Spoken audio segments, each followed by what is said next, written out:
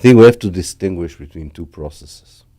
One is already happening, and that's the beginning of the disintegration of Israel.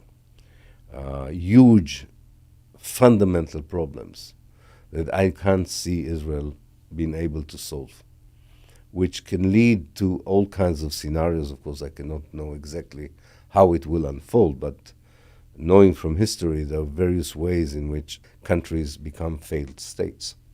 And we have examples nearby: Syria, Libya, Yemen, Lebanon precariously getting there, and as well as Iraq is not over that danger either. So the disintegration of the state, that is usually a very violent process, where the state loses control of large swaths of land, as happened to Syria.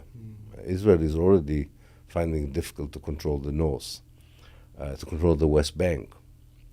Of course, it will use the same methods it used in the Gaza Strip if it feels that it cannot do it, but it is also self-destruction.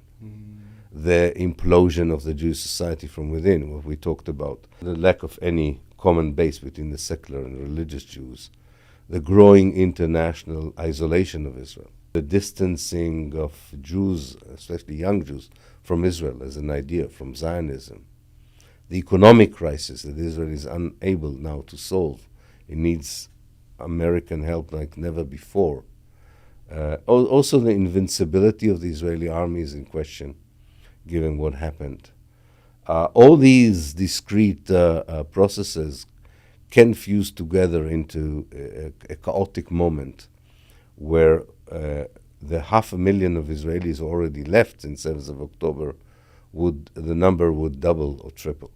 So there could be this creation of a void. The second process is anyone there able to fill the void?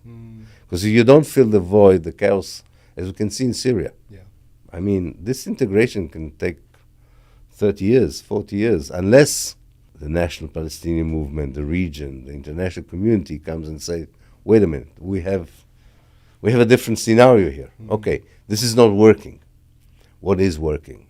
One democratic state, I don't know, binational state.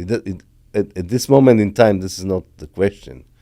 The question, as I said, is both the nature of the solution, but who is offering the solution. And the moment the region and the international community would willing to see the Palestinians as the people who determine the future in Palestine, in conversation with the Israeli Jews, no doubt, but they are moving them from being the secondary actor into the main actor. From being the problem into the problem into being the solution, exactly.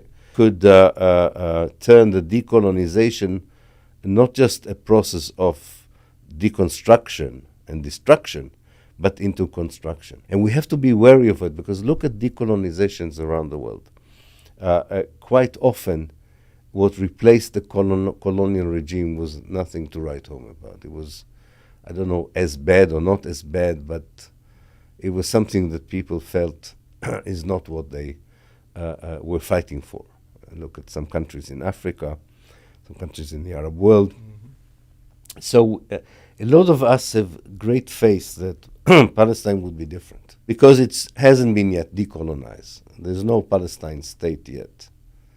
We all hope that this would be the most, not the success, but a better model of success compared to many other projects of decolonization. I think that's why so many people pin their hopes about Palestine as being a beacon that would impact the area as a whole for how to rebuild the political structures in the Arab world, that in that part of the Arab world, Eastern Mediterranean, what we call in Arabic the Mashriq, that was built by the colonial powers after the First World War.